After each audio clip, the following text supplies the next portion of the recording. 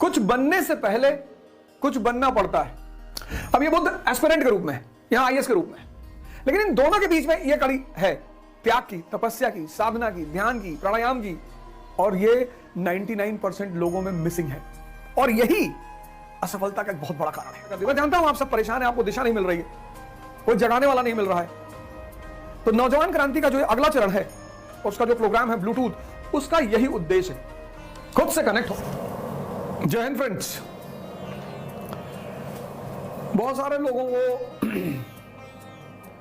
कई सारे सवाल पूछने थे ब्लूटूथ प्रोग्राम के बारे में। ब्लूटूथ का जो प्रोग्राम है वो नौजवान क्रांति का अगला भाग है ये नौजवान क्रांति का ही हिस्सा, लेकिन ये नौजवान क्रांति का अगला भाग है और उसका उद्देश्य है श्रमण आंदोलन को भारत में प्रोत्साहित करना। श्रमण, अब दो शब्द हैं, एक श्रमिक, एक श्रमण। श्रमिक मतलब जो बेहोशी में मेहनत कर रहा है, 6 साल से तैयारी कर रहा है, 7 साल से तैयारी कर रहा है, प्री ही नहीं निकला, मेहनत कर रहा है, रिजल्ट नहीं आ रहा है।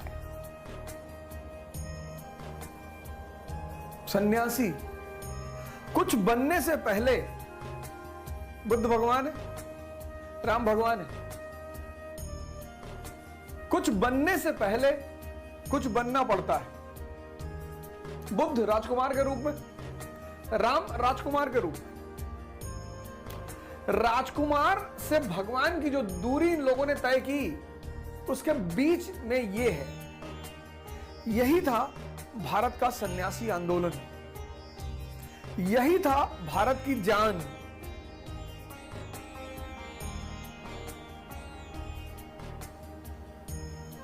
अब ये बुद्ध एस्पिरेंट के रूप में है, यहां आईएएस के रूप में, लेकिन इन दोनों के बीच में यह कड़ी है त्याग की, तपस्या की, साधना की, ध्यान की, प्राणायाम की। आज के भारत ने क्या किया? इस बीच की कड़ी को छोड़ दिया, उसको सीधे राजकुमार से भगवान बनना है। संभव ही नहीं, संभव ही नहीं है। और इसी चरण में कोच की जरूरत है, गुरु की जरूरत है। पढ़ाने के लिए नहीं, सिर्फ दिशा देने के लिए। इसी चरण में निराशा पैदा होती है, हताशा पैदा होती है, क्रोध आता है, डिप्रेशन होता है, कोई साथ में नहीं होता, बस एक आदमी होता है, गुरु या कोच।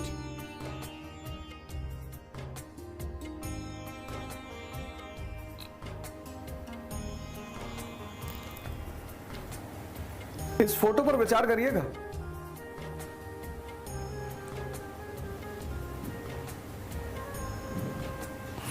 पढ़ने से मुक्ति नहीं मिलती। पर एक आश्रम था संत महात्माओं का, कई सारे सिद्ध महापुरुष वहां रहते थे। उस आश्रम के एक पेड़ पे तोतों का एक परिवार भी रहता। उसमें से तोता बड़ा क्यूरियस होता था, महात्माओं को देखकर देखता रहता था, मंत्र पढ़ते सुनता रहता था। बहुत सारे मंत्र उसने खुद ही याद कर लिए। महामृत्युंजय का जाप करने लगा, गायत्री मंत्र पढ़ने लगा, गीता के कई श्लोक याद कर लिए। एक दिन आश्रम में उन महात्माओं से मिलने के सेठ जी आए और तोता बैठा ऊपर मंत्र पढ़ रहा था, क्योंकि जान लेने के बाद दिखाने की प्रवृत्ति होती है सब में। सेठ जी ने कहा, पकड़वाओ यार, तोता बड़ा शानदार है। तोता पकड़वा लिया गया। तोता पहुंच गया पिंजरे में।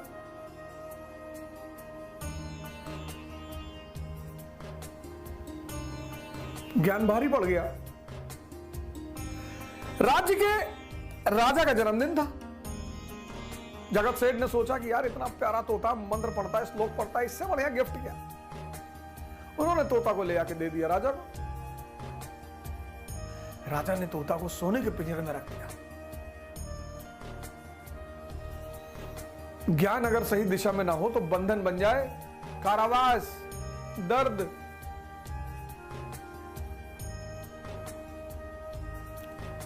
एक बार राजा ने भागवत कथा पढ़ाइए। पंडित जी आए, भागवत कथा पढ़े, और भागवत कथा होने के बाद जब कथा का अंत हो तो कहे हरि बोले मुक्ति होए, ज्ञान मिले मुक्ति होए।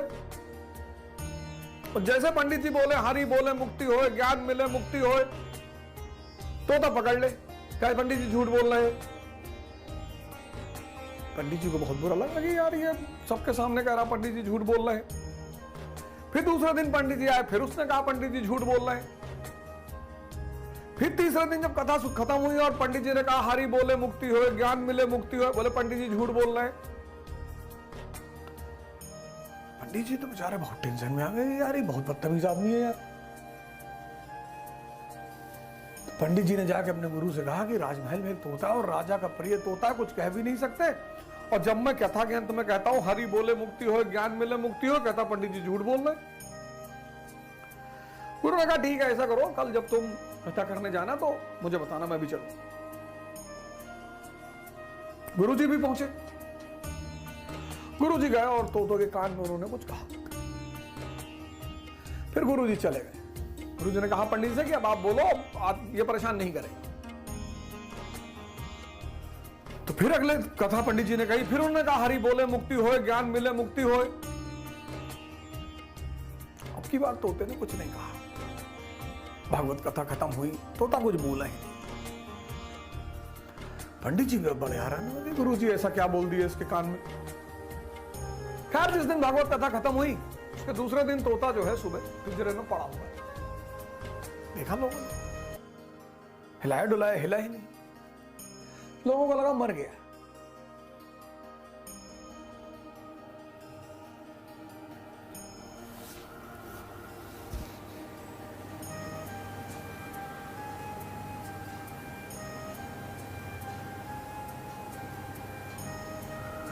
राजा को बुलाया गया, राजा ने भी हिलाया डुलाया। तो राजा ने कहा भैया इसे ले आकर बाहर छोड़ा। जैसे ही बाहर छोड़ा वो ओड़ के पेड़ पे पहुंच गया।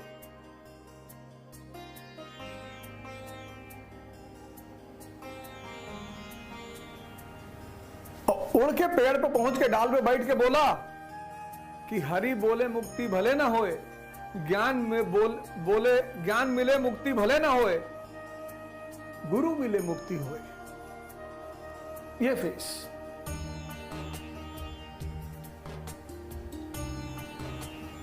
कुछ बनने से पहले कुछ बनना पड़ता है। ये सन्यासी मतलब घर छोड़कर भागने वाला नहीं। डिसिप्लिन, प्रायोरिटी, गोल।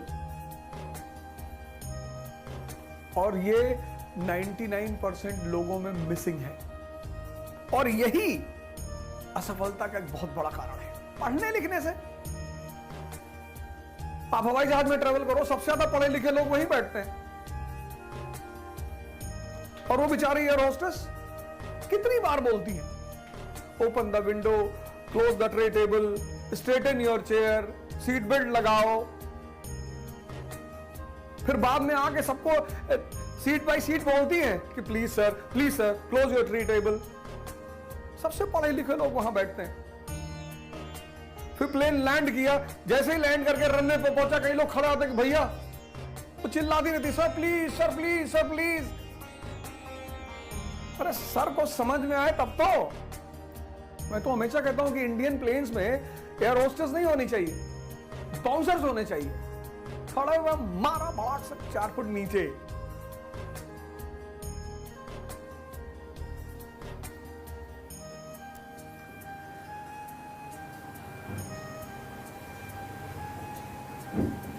तो इस धारा को फिर से जिंदा करना है।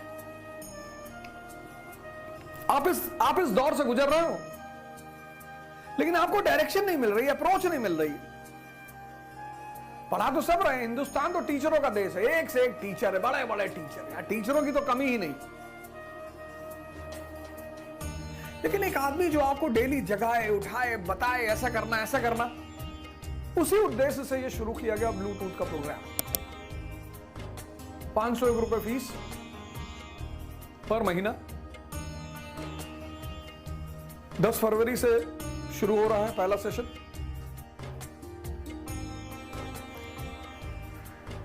जिन लोगों ने 10 फरवरी तक एडमिशन ले लेंगे, 11 फरवरी के बाद जो एंटर करेगा उसको 1100 रुपए देना पड़ेगा। 6 महीने बाद फीस बढ़ जाएगी और 1 साल बाद इस प्रोग्राम का पूरा स्वरूप बदल जाएगा। 4 दिन क्लास चलेगी हर सप्ताह में।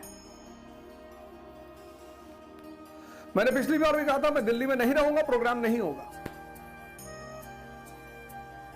अब ऐसा नहीं कि मैं 2 महीने दिल्ली में ही नहीं हूं, तो खैर हर जगह लगभग कैमरा और स्टूडियो की व्यवस्था है। और प्रोग्राम की सबसे खास बात यह है कि प्रोग्राम सुबह 5 बजे से होगा, 5 to 7। 1 घंटा ध्यान योग और 1 घंटा क्लास पर डे। मैं आपको बताऊंगा आज क्या करना है, आज क्या शेड्यूल बनानी है, आज कैसे करना है। मतलब ये पूरे प्रोग्राम का ऑब्जेक्टिव है डायरेक्शन और अप्रोच।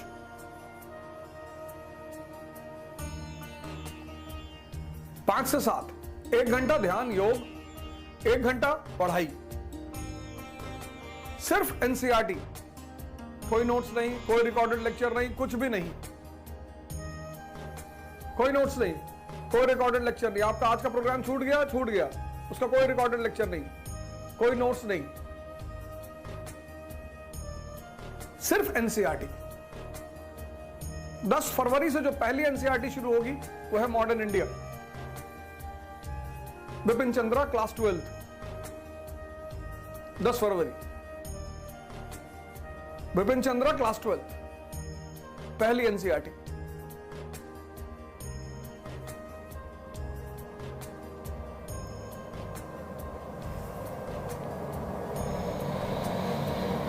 ये पूरा था प्रोग्राम का स्वरूप। सुन लीजिए, टर्म एंड कंडीशन, फिर एडमिशन लीजिए। डायरेक्शन और अप्रोच के केंद्रित है ये प्रोग्राम, सिर्फ डायरेक्शन और अप्रोच। पूरी एनसीईआरटी पढ़ाऊंगा, history, polity, economy, general science, सब।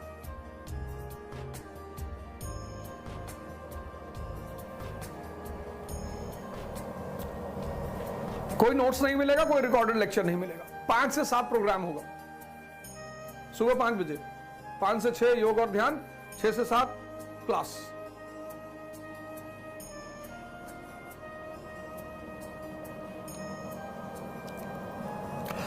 और इस धारा को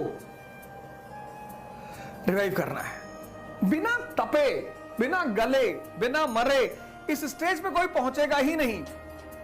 आप इंडिया में कोचिंग करो, इलाहाबाद में करो, दिल्ली में करो, लंदन में करो, न्यूयॉर्क में करो, कोई फर्क ही नहीं पड़ता। बहुत मैसेजेस आते हैं मेरे पास, सर प्लीज मेरी हेल्प कर दीजिए, सर मुझे बता दीजिए, सर ऐसा कर दीजिए। मैं जानता हूं आप सब परेशान हैं, आपको दिशा नहीं मिल रही है, कोई जगाने वाला नहीं मिल रहा है। तो नौजवान क्रांति का जो अगला चरण है, उसका जो प्रोग्राम है ब्लूटूथ, उसका यही उद्देश्य है। आप यहां पे हैं, राजकुमार है, अब आपको तपना पड़ेगा, गलना पड़ेगा।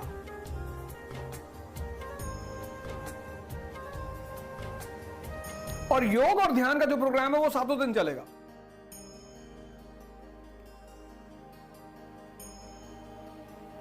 वो तो 7 दिन चलेगा, फिर यहां पहुंचना है। यह भारत की सबसे बड़ी विधा थी, सबसे बड़ी। इसलिए पश्चिम को भारत के सन्यासियों को बदनाम करना है किसी भी तरह से, क्योंकि उनको पता है कि जिसने सन्यास की कला समझ ली वो सुपरमैन। ये बात पश्चिम को पता है कि जिसने भारत में सन्यासी की कला पकड़ ली वो Superman, Superman, super human, God. तो उन्होंने कहा कि इस विधा को डिस्टर्ब करो, लोगों को दिग्भ्रमित करो।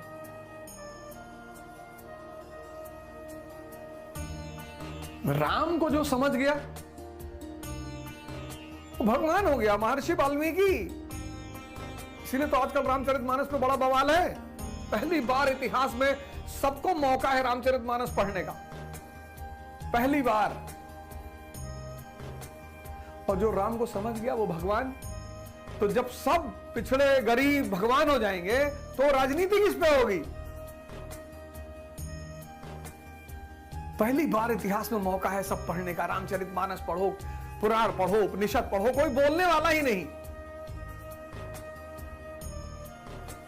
तो फिर समाज का वो जो शासक तबका उसको लगा कि अरे ये तो सब पढ़ लेंगे, ये तो सब महर्षि वाल्मीकि से, ये सब महर्षि वाल्मीकि जैसे हो जाएंगे, रैदास जैसे हो जाएंगे, संत दादू जैसे हो जाएंगे, तो इनको रामचरितमानस ही ना पढ़ने दो।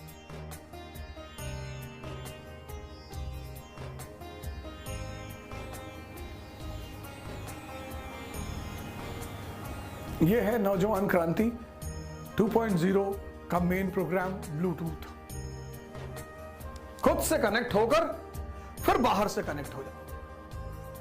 अपना विकास करो, अपना उत्थान करो।